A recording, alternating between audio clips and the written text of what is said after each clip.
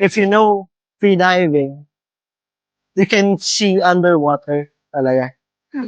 Lahat We go ng underwater. coral reef or any underwater creature sa ilalim. Huwag mong silipin at makipag-swim ka underwater.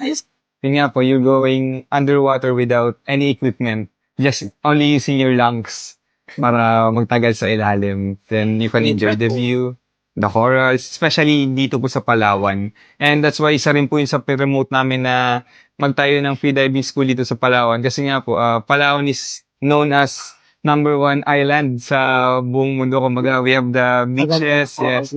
Pero yun nga po, kilala lang tayo sa beaches natin, ganyan, island hopping.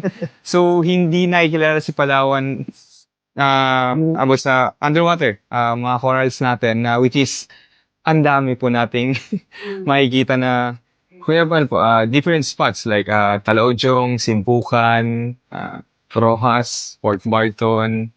Most of my students actually, takot sila sa tubig ng swimmers. Non-swimmers. And after learning free diving with just 2 sessions, the whole day session, nababawasan yung anxiety ng mga students sa water, sa mga malalalim ng tubig. Yeah. We encourage them to join the fun dives, yan, para ma-enhance pa yung skills nila, mabawasan pa yung anxiety, maging comfortable sa tubig. And once they develop yung skills na kailangan or requirements sa certification, that's the time we ask them if they want to be certified. Yes. Kahit zero swimming experience sa swimming, You can do free diving.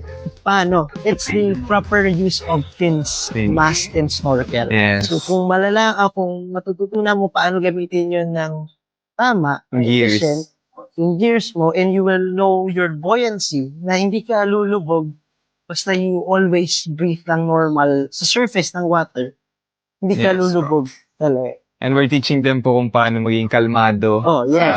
Open water. Free diving is Being calm. Every time. Every dive po namin, pag may nakita kaming mga basura underwater or anything, we collect them. Kumbaga naglilinis. Yes po. Kasi minsan, yes, may mga nagka-coastal cleanup, so beach lang, pero yung underwater po kasi bihira eh. So bihira yung nakakita ng mga basura na nasa buhangin na. Mga taga Puerto Princesa, yun. We invite you and also the tourists here visiting Puerto Princesa. If you want to know free diving, basic of free diving, para ma-enjoy nyo lalo yung island hopping nyo, we can teach you the basic of free diving. So we can message us Paragua Free Divers. Yes. Please.